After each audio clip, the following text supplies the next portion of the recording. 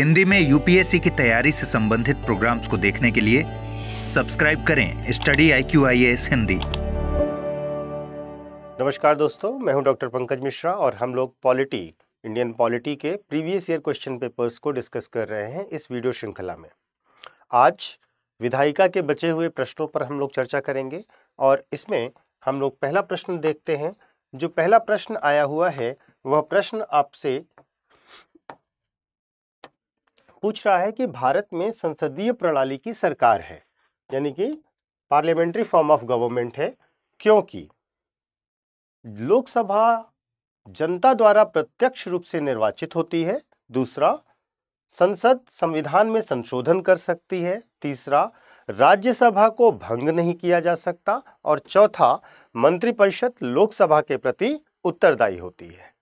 देखिए, पहला स्टेटमेंट जो है वो सही है कि लोकसभा का जो चुनाव होता है वो जनता द्वारा प्रत्यक्ष रूप से होता है, ठीक है। लेकिन ये संसदीय प्रणाली की विशेषता पूछ रहा है, इसलिए ये ऑप्शन सही नहीं होगा। दूसरा, संसद संविधान में संशोधन कर सकती है, यह भी तथ्यात्मक रूप से सही है, लेकिन प्रश्न के अनुसार सही नहीं है। और तीसरा, राज्यसभा को भंग नहीं किया जा सकता। आप जानते हैं राज्यसभा एक स्थायी सदन है और राज्यसभा वास्तव में जो मेंबर्स हैं राज्यसभा के, वो प्रत्येक 2 वर्ष में 1/3 सदस्य रिटायर हो जाते हैं। सदस्यों का कार्यकाल 6 वर्ष होता है। यह भी तथ्यात्मक रूप से सही है, लेकिन प्रश्न के अनुसार सही नहीं है। तो प्रश्न के अनुसार क्या है कि देखिए, संसदीय प्रणाली और अध्यक्षात्मक प्रणाली, ठीक है, ये वास्तव में कार्यपालिका और विधायिका के संबंधों के आधार पर, शक्तियों के वितरण के आधार पर डिसाइड की जाती है, ठीक है। इनका मुख्य आधार यह होता है। तो जब हम चौथे ऑप्शन पर आते हैं तो चौथा ऑप्शन क्या कह रहा है? मंत्रिपरिषद लोकसभा के प्रति उत्तरदायी है और इस कारण यह वाला उत्तर ही सही होगा। तो इसमें आप डी को सही मानेंगे और पूरे उत्तर को इसी आधार पर फ्रेम करेंगे। अगले प्रश्न पर चलते हैं। अगला प्रश्न कह रहा है कि भारत की सरकार, जो यूनियन गवर्नमेंट है, उसके संदर्भ में निम्नलिखित कथनों पर विचार कीजिए। राजस्व विभाग संसद में प्रस्तुत किए जाने वाले केंद्रीय बजट को तैयार करने के लिए उत्तरदायी है। दूसरा, भारत की संसद के प्राधिकरण ऑथराइजेशन के बिना कोई धन भारत की संचित निधि से नहीं निकाला जा सकता है। तीसरा, लोक लेखा से किए जाने वाले सभी संवितरणों यानी कि डिसबर्समेंट के लिए भारत के संसद के प्राधिकरण की आवश्यकता होती है, ठीक है। देखिए, यह प्रश्न थोड़ा सा फाइनेंशियल पावर्स ऑफ पार्लियामेंट से रिलेटेड है, ठीक है। तो सबसे पहली चीज यह है कि बजट का निर्माण, ठीक है, बजट का निर्माण वित्त मंत्रालय करता है और वित्त मंत्रालय में जो इकोनॉमिक अफेयर्स डिपार्टमेंट है वो करता है, ठीक है। आर्थिक मामलों के विभाग के द्वारा यह काम किया जाता है, ना कि राजस्व विभाग के द्वारा। तो यहां पर ये वाला मुद्दा गलत हो जाएगा। तो बजट को तैयार करने का काम कौन कर रहा है? इकोनॉमिक अफेयर्स कर रहा है, इकोनॉमिक अफेयर्स डिपार्टमेंट कर रहा है और इसलिए हम राजस्व विभाग को यह पावर नहीं मानते हैं। तो पहला पॉइंट जो है वो गलत हो जाता है। दूसरा पॉइंट यह कह रहा है कि संसद के ऑथराइजेशन के बिना कोई भी धन संचित निधि से नहीं निकाला जा सकता। तो देखिए, भारत में 3 प्रकार की निधियों का प्रावधान किया गया है कॉन्स्टिट्यूशन में, ठीक है। एक है आपकी संचित निधि,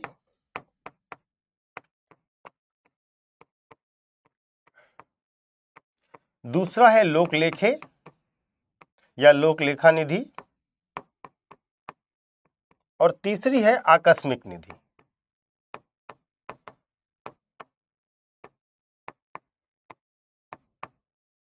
ठीक है। 3 प्रकार की निधियों का वर्णन आपको संविधान में मिलेगा। जो संचित निधि और लोक लेखे हैं, ये संविधान के अनुच्छेद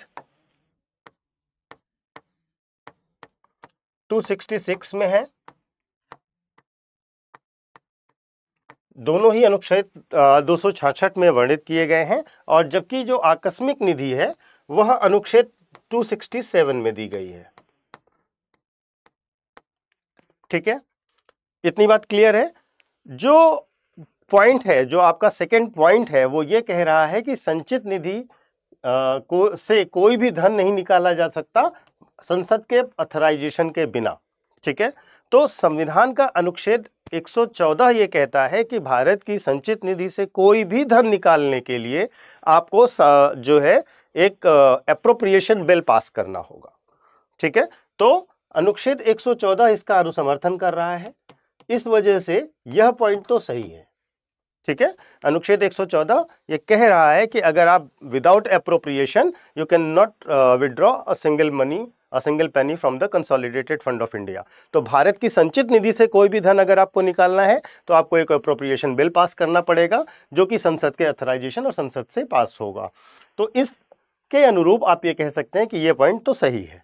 तीसरा पॉइंट ये कह रहा है कि लोकलेखा से किए जाने वाले संवितरणों के लिए भी भारत की संसद के प्राधिकरण की आवश्यकता होती है।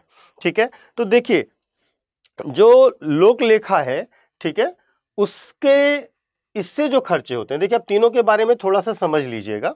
देखिए संचित निधि वो निधि है जिसमें भारत सरकार के सभी आय और व्यय होते हैं। जितनी भी भारत सरकार को इनकम होती है और जितनी भी भारत सरकार के व्यय होते हैं वो सब भारत की संचित निधि से होते हैं। ठीक है, योजनागत व्यय है, जो योजनाओं पर खर्चा है या अन्य किसी भी प्रकार का खर्चा है, वो सब इसमें से होता है। ठीक है, तो यहां से कोई भी पैसा निकालना है तो आपको पार्लियामेंट से अप्रूवल लेना पड़ता है। जबकि लोक लेखा वो फंड है जहां पर भारत सरकार की वे सारी रिसिप्ट्स होती हैं, इसको इनकम नहीं कह सकते, वे सारी रिसिप्ट्स होती हैं जो इन फ्यूचर भारत सरकार को वापस करनी है। ठीक है, जैसे पेंशन फंड वगैरह। ठीक है, तो इसमें से कोई भी खर्च करना है तो उसके लिए संसद के प्राधिकरण की आवश्यकता नहीं होती है, क्योंकि जो निधियां भारत सरकार ने इकट्ठा की हैं उनको अलग अलग इन्वेस्ट करती है भारत सरकार और उसके रिटर्न से वापस रिफंड भी करती है।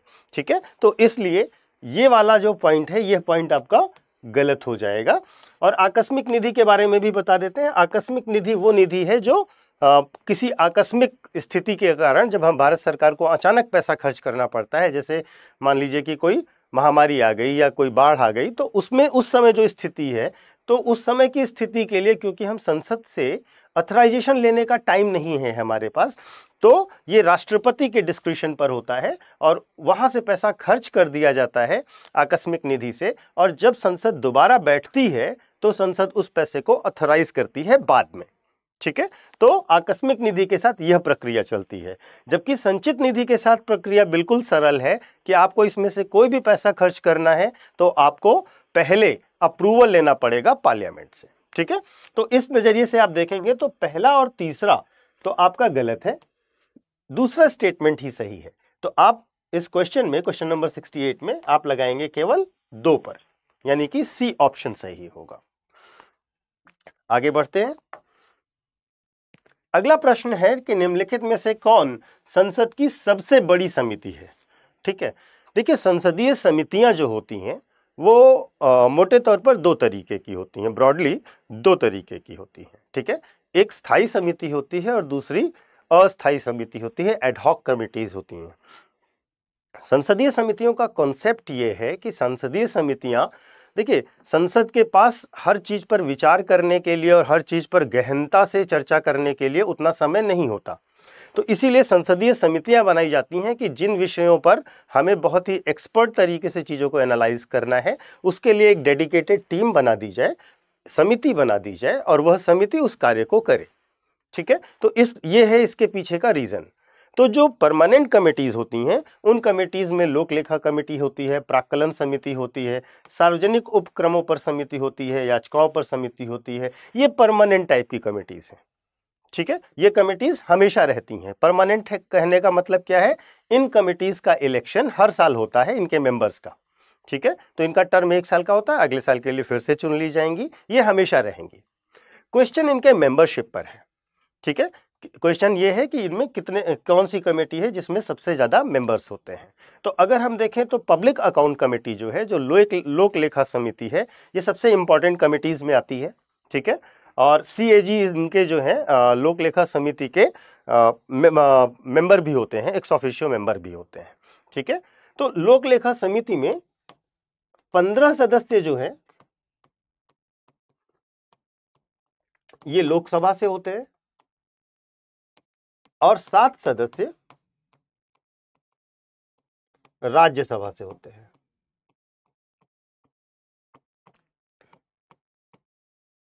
ठीक है, यानी कि टोटल 22 सदस्य होते हैं।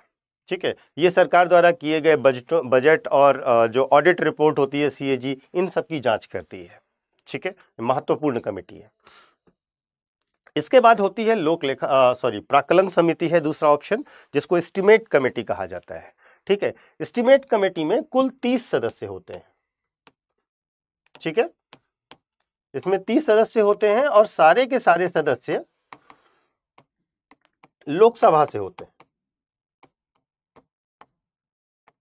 ठीक है, अच्छा, एक जनरल बात है जो आपको याद रखनी चाहिए हमेशा, वो ये है कि जो भी कमिटीज हैं संसदीय, अगर उस कमेटी में सामान्य तौर पर सांसद ज्यादा सदस्य लोकसभा से हैं तो उसके अध्यक्ष का चयन भी लोकसभा अध्यक्ष ही करेंगे और वो रिपोर्ट भी लोकसभा अध्यक्ष को देगा।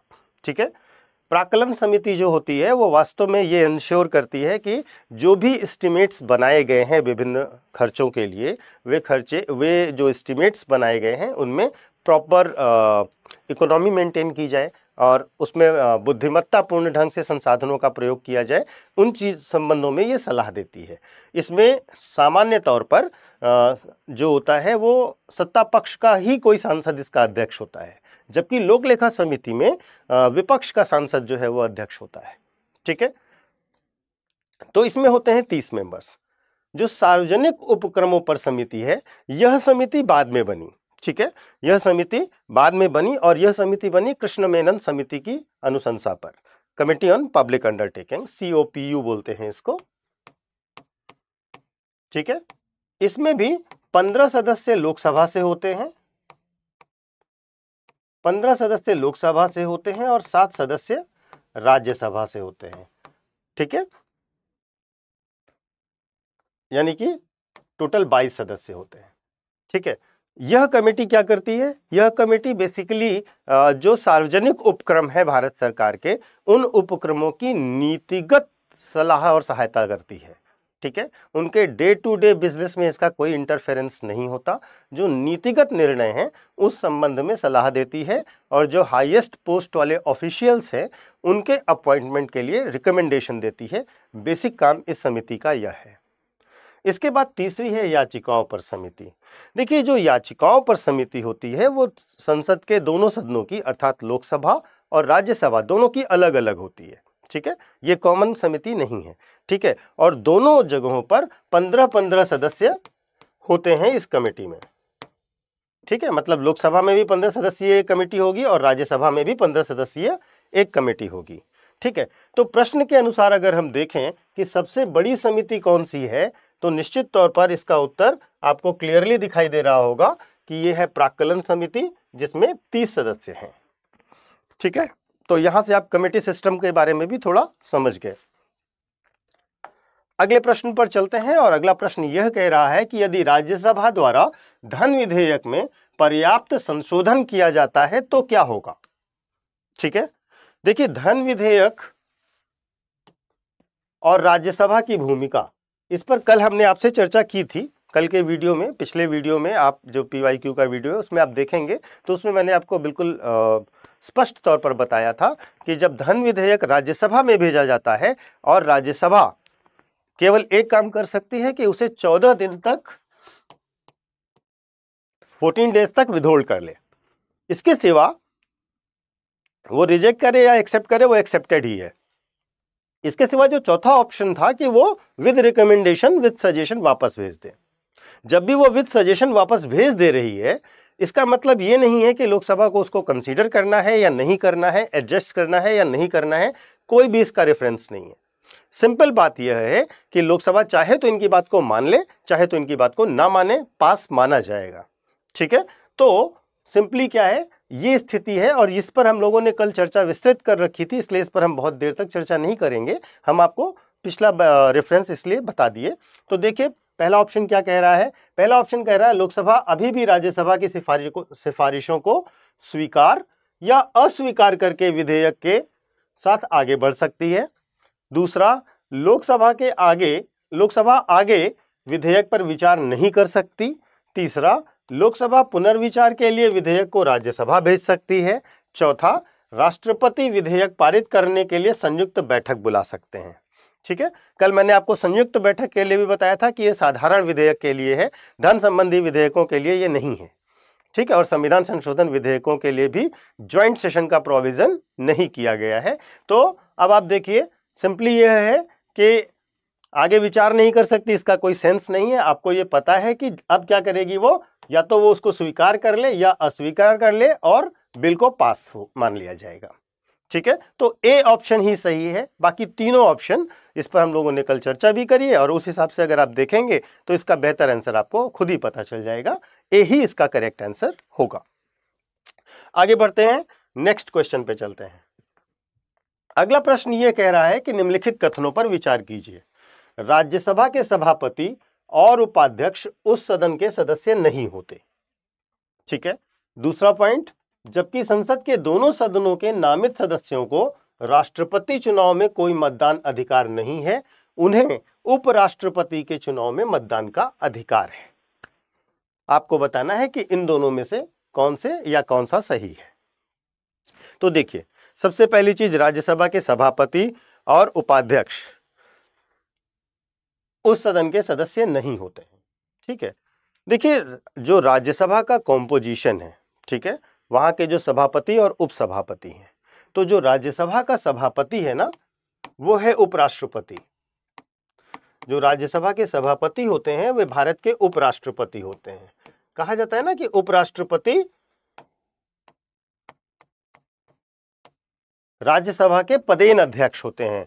ठीक है, ex officio chairman of Rajya Sabha होते हैं, यानी कि जो भी व्यक्ति उपराष्ट्रपति चुना जाएगा वह भारत की राज्यसभा का स्वतः ही सभापति बन जाएगा। ठीक है, ये पदेन अध्यक्ष होते हैं।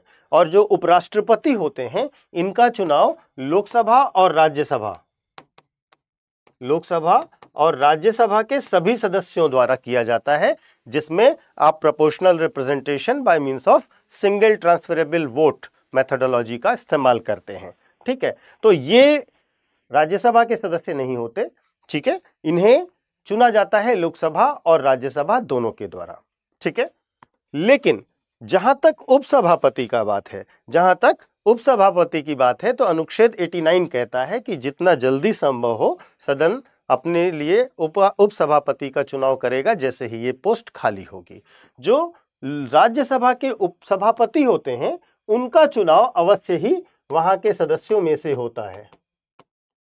ठीक है, लेकिन जो अध्यक्ष हैं, जो राज्यसभा के सभापति हैं, यानी कि वो उपराष्ट्रपति हैं, वे राज्यसभा के सदस्य नहीं होते।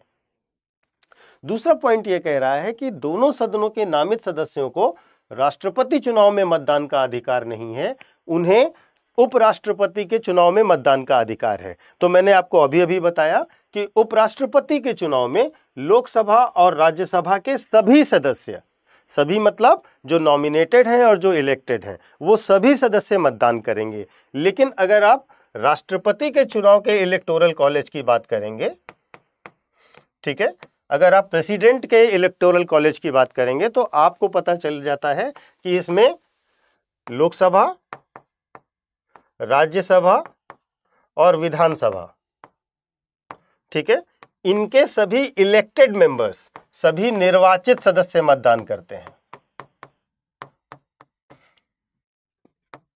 ठीक है, जो मनोनीत सदस्य हैं वे राष्ट्रपति के चुनाव में मतदान नहीं करते हैं, वे केवल और केवल मतदान करते हैं किसमें?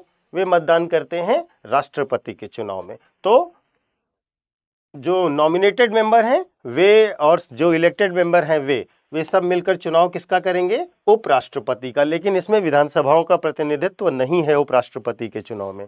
राष्ट्रपति के चुनाव में लोकसभा, राज्यसभा के साथ साथ विधानसभाओं का भी प्रतिनिधित्व है, लेकिन उसके केवल निर्वाचित सदस्य करेंगे। तो जो ये सेकंड स्टेटमेंट है कि नामित सदस्य राष्ट्रपति चुनाव में मतदान नहीं करेंगे जबकि उपराष्ट्रपति के चुनाव में मत देंगे, तो ये बिल्कुल सही है। अब यहां से एक तथ्य और भी है जो आपके लिए महत्वपूर्ण है कि राष्ट्रपति को हटाने की प्रक्रिया के दौरान क्या मनोनीत सदस्य वोट करेंगे? क्योंकि जो राष्ट्रपति को हटाने की प्रक्रिया है, निर्वाचन में मनोनीत सदस्य नहीं थे, ठीक है। लेकिन हटाने की प्रक्रिया में क्या जो आपके राष्ट्रपति को हटाने की प्रक्रिया है, जिसे हम महाभियोग की प्रक्रिया कह रहे हैं, क्या महाभियोग की प्रक्रिया में निर्वाचित सदस्यों के साथ साथ मनोनीत सदस्य भी वोट करेंगे अथवा नहीं करेंगे? इस प्रश्न का उत्तर आप कमेंट करके बताइएगा। ठीक है, तो इस प्रश्न के हिसाब से आप देखेंगे तो सेकंड यानी कि बी केवल 2 सही है, पहला गलत है। ठीक है, आगे बढ़ते हैं, क्वेश्चन नंबर 72 पे बात करते हैं। क्वेश्चन नंबर 72 ये कह रहा है कि भारत के संविधान द्वारा राज्यसभा को निम्नलिखित में से कौन सी विशेष शक्तियां दी गई हैं? देखिए, कल के वीडियो में भी हमने राज्यसभा की विशेष शक्तियों पर एक डिटेल चर्चा करी थी कि किन किन मामलों में राज्यसभा को अपर हैंड है, लोकसभा को वो शक्तियां प्राप्त नहीं है। ठीक है, प्रश्न उसी से मिलता जुलता है, हालांकि सेम प्रश्न नहीं है, तो हम लोग इसकी चर्चा करते हैं। तो क्या विशेष शक्तियां हैं? पहला पॉइंट कह रहा है कि किसी राज्य के मौजूदा क्षेत्र को बदलना या किसी राज्य का नाम बदलना। ठीक है, ये पहला पॉइंट है। दूसरा पॉइंट कह रहा है संसद को राज्य सूची में कानून बनाने और एक या अधिक अखिल भारतीय सेवाओं को सृजन करने का अधिकार देने वाला प्रस्ताव पारित करना। ठीक है, तीसरा राष्ट्रपति की चुनाव प्रक्रिया में संशोधन करना, राष्ट्रपति की सेवानिवृत्ति के बाद उसकी पेंशन का निर्धारण करना। ठीक है, चौथा निर्वाचन आयोग के कार्यों का निर्धारण करना और निर्वाचन आयुक्तों की संख्या निर्धारित करना। ठीक है, तो देखिए अब इस प्रश्न को समझने का प्रयास करिएगा। पहला पॉइंट जो कह रहा है कि राज्य का क्षेत्र बदलना या राज्य का नाम बदलना। ठीक है, तो ये जो प्रक्रिया है, ठीक है, ये प्रक्रिया संसद द्वारा होती है। ये लोकसभा राज्यसभा कहीं से भी शुरू हो सकती है और इस प्रक्रिया के लिए राज्यसभा को कोई विशेष पावर नहीं दी गई है। ठीक है, दूसरा राज्य सूची में कानून बनाने और एक से अधिक अखिल भारतीय सेवाओं को सृजन करने का अधिकार वाला प्रस्ताव। देखिए, राज्यसभा को जो विशेष शक्तियां दी गई हैं, ठीक है, उसमें आर्टिकल 249 ये कहता है, आर्टिकल 249 ये कहता है कि जब भी कभी राष्ट्रहित में राज्यसभा को यह लगता है कि राज्य सूची के विषय में कानून बनाने की आवश्यकता है, तो वह अनुच्छेद 249 के अंतर्गत राज्य सूची के विषय में कानून बनाने का प्रस्ताव लाएगी और यह प्रस्ताव लाने का अधिकार राज्यसभा के पास है। यह प्रस्ताव लोकसभा में पहले नहीं लाया जा सकता। ठीक है, इस पर हम लोगों ने पिछले वीडियो में डिटेल में चर्चा भी करी थी। दूसरा, एक या अधिक अखिल भारतीय सेवाओं का सृजन। अखिल भारतीय सेवाओं का सृजन का जो प्रस्ताव होता है वो वास्तव में अनुच्छेद 312 से रिलेटेड है, 312 से रिलेटेड है ना। और यह प्रस्ताव भी, अखिल भारतीय सेवाओं के सृजन का प्रस्ताव भी लेकर के आएगी कौन? राज्यसभा है। ठीक है, तो ये दोनों प्रस्ताव राज्यसभा द्वारा लाए जाएंगे। यह विशेष शक्ति राज्यसभा को पास प्राप्त है। ठीक है, चुनाव प्रक्रिया में संशोधन करना और सेवानिवृत्ति के बाद पेंशन निर्धारित करना या निर्वाचन आयोग के कार्यों की और संख्या की नियुक्ति करना, ये सब राज्यसभा की विशेष शक्तियां नहीं है। जैसे निर्वाचन आयोग के सदस्यों की संख्या निर्धारित करना, ठीक है, तो कितने सदस्य होंगे यह डिसाइड करने का अधिकार राष्ट्रपति का है। ठीक है, तो इस तरीके से इसमें केवल सेकेंड पॉइंट सही है, यानी कि इसमें आप बी को लगाएंगे। ठीक है, यहां से एक एडिशनल जानकारी भी आपके लिए जरूरी है।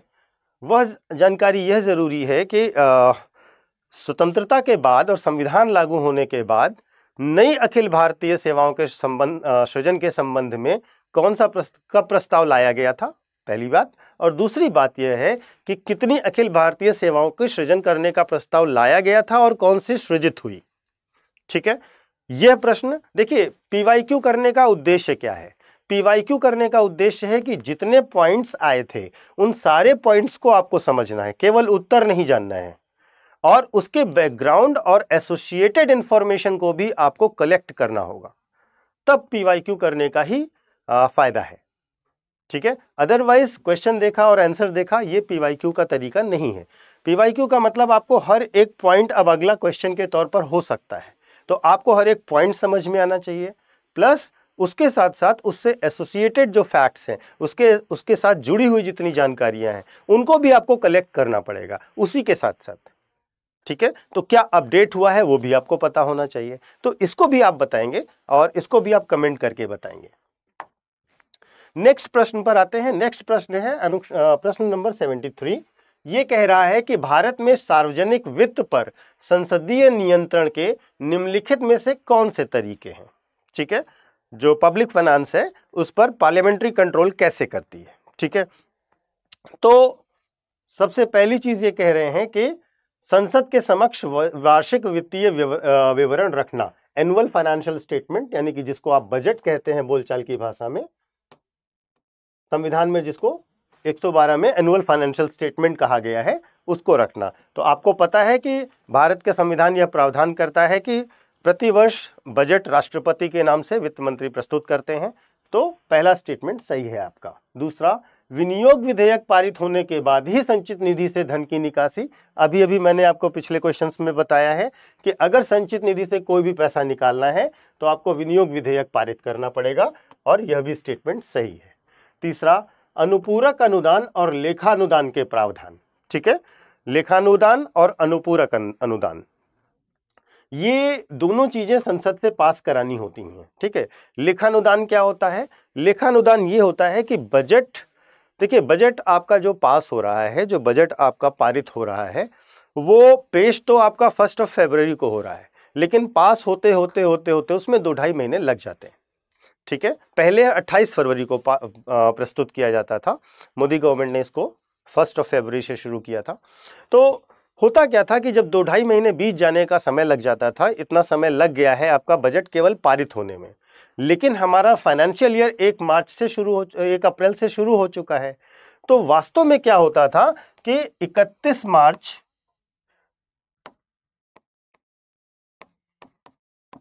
मार्च को डॉक्ट्रिन ऑफ लैप्स शुरू हो जाता था, यानी कि 31 मार्च को पिछला सारा बजट जो एलोकेट हुआ है वो खत्म हो जाता था, और हमारे पास 1 अप्रैल से कोई भी पैसा नहीं रह जाता था, क्योंकि इसके लिए कोई भी अप्रोप्रिएशन बिल अभी पास नहीं हो पाया है, बजट अभी संसद में प्रक्रियागत है। तो ये अप्रैल पूरा लग सकता है या मई आधा तक जा सकता है बजट पास होते होते। तो उस दौरान जो पैसे की जरूरत है, उस दौरान हमें जो फंड चाहिए, भाई जो रेगुलर खर्चे हैं गवर्नमेंट के वे तो नहीं रुक सकते ना, तो उन खर्चों को करने के लिए लेखानुदान का, वोट ऑन अकाउंट का प्रावधान किया गया कि अगर गैप हो रहा है, बजट पास होने में देरी हो रही है, तो 1 अप्रैल से लेके आगे के खर्चे मैनेज हो जाएं, उसके लिए हम पहले एडवांस में पैसा मांग लेते हैं। आसान भाषा में एक तरीके से एडवांस है। ठीक है, अनुपूरक अनुदान वे होते हैं कि जब आप खर्चा करते हैं तो कई बार खर्चा बढ़ जाता है, तो उसके लिए आपको और पैसा चाहिए, तो वो भी आपको संसद से पास कराना होता है। तो वास्तव में ये दोनों चीजें संसद से पास करानी होती हैं, तभी ये चीज लागू होती है। ठीक है, तभी आप पैसा निकाल सकते हैं। तो ये एक तरीके से संसद का कंट्रोल हुआ आपके हर खर्चे पर। ठीक है, हर तरीके के सार्वजनिक वित्त पर। ठीक है, अब चौथा पॉइंट ये कह रहा है, एक संसदीय बजट कार्यालय द्वारा व्यापक आर्थिक पूर्वानुमान और व्यय के विरुद्ध सरकार के कार्यक्रम की आवधिक और कम से कम एक मध्यवर्ष समीक्षा की जाती है। ठीक है, देखिए संसदीय बजट कार्यालय ऐसा कोई कार्य नहीं करता। ठीक है, वास्तव में अर्धवार्षिक समीक्षा होती जरूर है। ठीक है, अर्धवार्षिक समीक्षा होने का प्रावधान जरूर है, लेकिन ये जो अर्धवार्षिक समीक्षा है, यह समीक्षा FRBM एक्ट के अंतर्गत होती है। FRBM एक्ट के अंतर्गत होती है, अधिनियम के अंतर्गत होती है, और यह करती है वित्त मंत्रालय। यह काम है वित्त मंत्रालय का।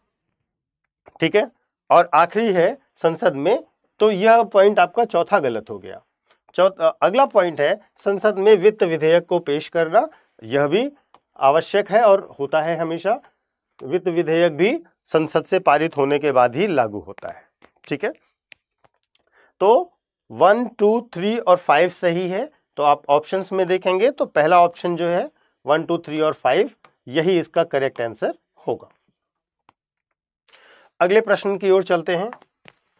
अगला प्रश्न यह कह रहा है कि भारत की संसद में स्थगन प्रस्ताव का उद्देश्य है। स्थगन प्रस्ताव यानी कि एडजर्नमेंट मोशन। एडजर्नमेंट मोशन मैंने आपको पिछले वीडियो में बताया था कि कोई अर्जेंट पब्लिक इंपॉर्टेंस के मुद्दे पर यह लाया जाता है, ठीक है, किसी बहुत अति आवश्यक जो अर्जेंट हो और पब्लिक इंटरेस्ट का मुद्दा हो, जिस पर विपक्ष सरकार से जवाब चाहता हो और विस्तृत जवाब चाहता हो, उसके लिए वो एडजर्नमेंट मोशन लाता है, ठीक है। तो देखिए प्रश्न के ऑप्शंस की बात करते हैं। तत्काल सार्वजनिक महत्व के एक निश्चित मामले की चर्चा की अनुमति देने के लिए, ठीक है। तो यह पॉइंट तो बिल्कुल सही है, यही मैंने अभी आपको बताया। इसमें एक बात पर आप ध्यान जरूर रखिएगा, बिल्कुल आपको स्पेसिफिक इश्यू होना चाहिए पब्लिक इंटरेस्ट का, ठीक है, और उसमें अर्जेंसी का भी तत्व होना चाहिए, तभी उसको स्वीकार किया जाएगा। दूसरा पॉइंट यह कह रहा है विपक्षी सदस्यों को मंत्रियों की जानकारी एकत्रित करने के लिए, मंत्रियों से जानकारी एकत्रित करने के लिए। देखिए जो विपक्षी सदस्य मंत्रियों से जानकारी लेना चाहते हैं, उसके लिए कल मैंने आपको बताया था कि प्रश्नकाल होता है ना। प्रश्नकाल के दौरान आपको जिस तरीके से भी जो भी जानकारी चाहिए आप प्रश्न पूछिए। इसके साथ साथ शून्यकाल भी होता है, शून्यकाल में भी आप प्रश्न पूछ सकते हैं, ठीक है। अनुदान मांग में विशिष्ट राशि की कमी की अनुमति देने के लिए, ठीक है। अनुदान की मांग जो डिमांड फॉर ग्रांट है ना, उस स्टेज पर लोकसभा में क्या होता है, विपक्ष अगर ये करना चाहता है तो इसके लिए उसे कटौती प्रस्ताव लाने होते हैं, इसके लिए उसे कटौती प्रस्ताव लाने होते हैं, ना कि स्थगन प्रस्ताव, ठीक है। कट मोशंस जो कि 3 तरीके के होते हैं, इकोनॉमिक कट होता है, पॉलिसी कट होता है ना। तो यहां पर क्या है कि यहां पर आपको कटौती प्रस्ताव लाना है, ठीक है। 3 तरीके के कटौती प्रस्ताव हैं आपके, इकोनॉमिक कट मोशन है, पॉलिसी कट मोशन है और टोकन कट मोशन है, ठीक है। तो आप वो कटौती प्रस्ताव लाइए, यहां पर आपको जो स्थगन प्रस्ताव है वो लाने के लिए नहीं कह रहे हैं। इसके बाद कुछ सदस्यों की ओर से अनुचित और हिंसक व्यवहार की जांच के लिए कार्यवाही को स्थगित करना, ठीक है। इसके लिए संसद में विशेषाधिकार समिति होती है, इसके लिए संसद में क्या होता है, विशेषाधिकार समिति होती है, ठीक है, जो इस तरीके के मामलों की जांच करती है। क्लियर हो गया। तो इस प्रश्न में ए ही सही है, हालांकि इन तीनों को भी आपको समझना चाहिए कि किस मामले में है, तो आपको इस प्रश्न का उत्तर मिल गया। अब बढ़ते हैं अगले प्रश्न की ओर। अगला प्रश्न यह कह रहा है कि निम्नलिखित कथनों पर विचार कीजिए। केंद्र शासित प्रदेशों का राज्यसभा में प्रतिनिधित्व नहीं है। दूसरा, चुनाव विवादों को स्थगित करना मुख्य चुनाव आयुक्त के दायरे में है, ठीक है। तीसरा, भारत के संविधान के अनुसार संसद में केवल लोकसभा और राज्यसभा होते हैं, ठीक है। तो पहला पॉइंट यह कह रहा है कि केंद्र शासित प्रदेशों में का राज्यसभा में प्रतिनिधित्व नहीं है। ऐसा नहीं है। 2 केंद्र शासित प्रदेश दिल्ली और पुडुचेरी, इन दोनों का राज्यसभा में प्रतिनिधित्व है। तो यह पॉइंट तो आपका गलत हो जाता है, क्योंकि दिल्ली और पुडुचेरी दोनों का प्रतिनिधित्व इसमें है। दूसरी चीज यह है कि चुनाव विवादों का निपटारा करना जो है वो मुख्य चुनाव आयुक्त का पावर नहीं है, ठीक है। चुनाव संबंधी विवाद हमेशा न्यायपालिका द्वारा हल किए जाते हैं, न्यायपालिका द्वारा हल किए जाते हैं। ये मुख्य चुनाव आयुक्त के क्षेत्राधिकार में नहीं आते, ठीक है। जैसे विधानसभा, लोकसभा आदि के चुनाव हैं तो आप हाई कोर्ट में जाएंगे। राष्ट्रपति के चुनाव का विवाद है तो आप कहां जाएंगे? ये प्रश्न का उत्तर आपको देना है कमेंट में, ठीक है। अगर राष्ट्रपति के चुनाव में विवाद है तो कहां जाएंगे? मैंने आपको संसदीय और विधानसभा चुनाव की जानकारी दी, ठीक है। अगला, संविधान के अनुसार संसद में लोकसभा और राज्यसभा होते हैं। देखिए संसद जो है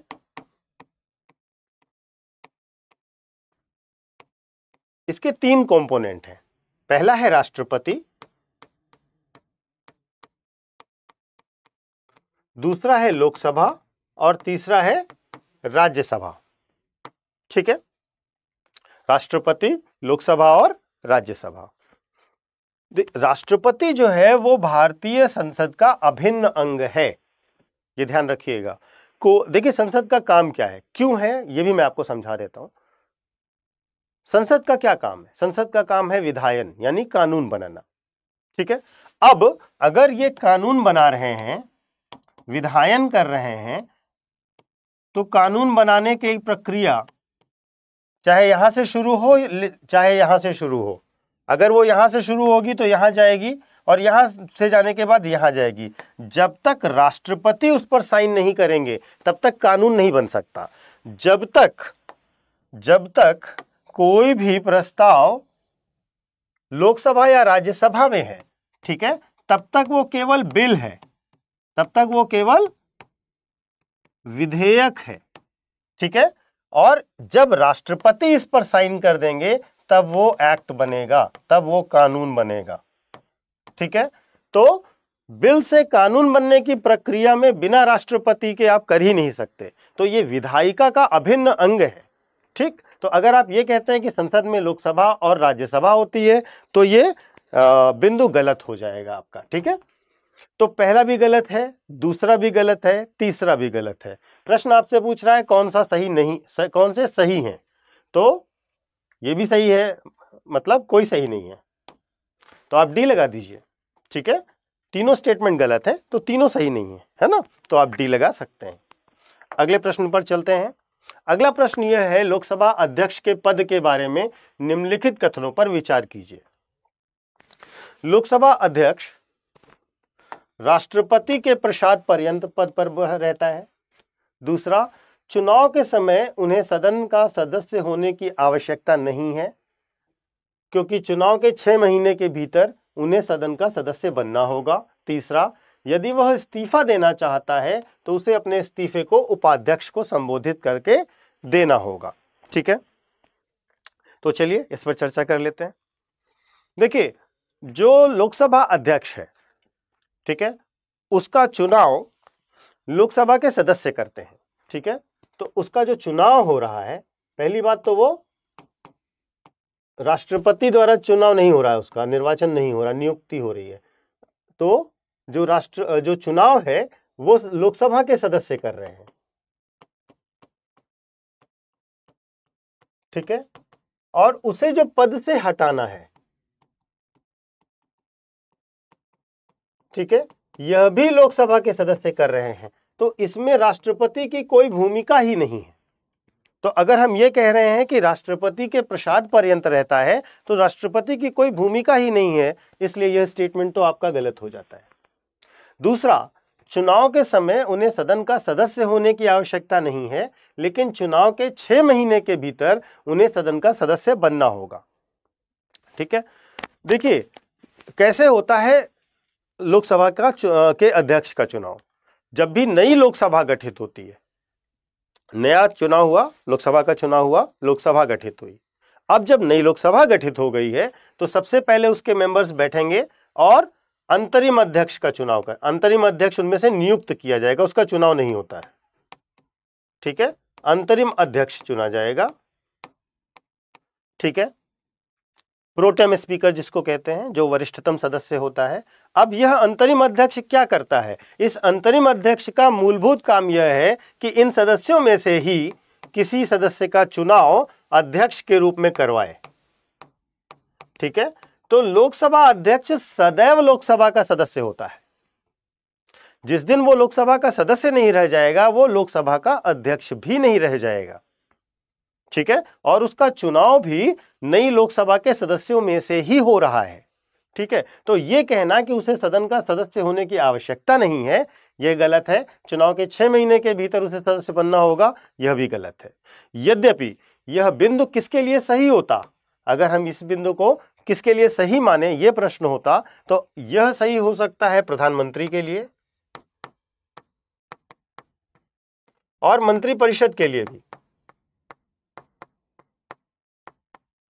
ठीक है, किसी भी व्यक्ति को प्रधानमंत्री बनाया जा सकता है, भले ही वो सांसद क्यों ना हो, और 6 महीने के अंदर उसे चुनाव जीतकर आना होगा। इसी तरीके से किसी को मंत्री भी बनाया जा सकता है, भले ही वो सरकार में संसद में सदस्य ना हो, लेकिन उसे फिर सदस्य बनकर आना होगा 6 महीने के भीतर। तो ये स्टेटमेंट तब सही होता जब इन दोनों के रेफरेंस में बात हो रही होती। अन्य किसी रेफरेंस में, अध्यक्ष के रेफरेंस में यह सही नहीं है। ठीक है, तो दूसरा स्टेटमेंट भी आपका गलत है। तीसरा, यदि वह इस्तीफा देना चाहता है तो उसे अपने इस्तीफे को उपाध्यक्ष को देना होगा।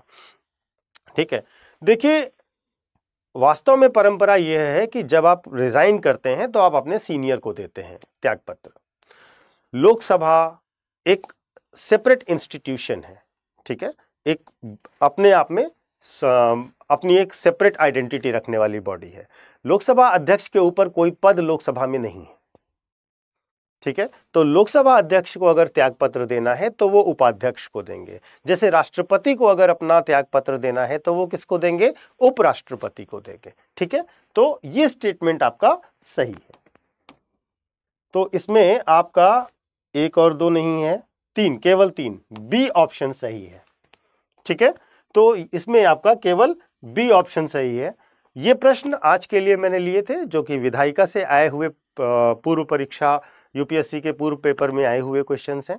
आपको डिस्कशंस करके दे रहे हैं। अगर आपका कोई डाउट होता है या आप कोई प्रश्न पूछना चाहते हैं, आप कमेंट करके अवश्य पूछ सकते हैं। धन्यवाद। हिंदी में यूपीएससी की तैयारी से संबंधित प्रोग्राम्स को देखने के लिए सब्सक्राइब करें स्टडी IQ IAS हिंदी।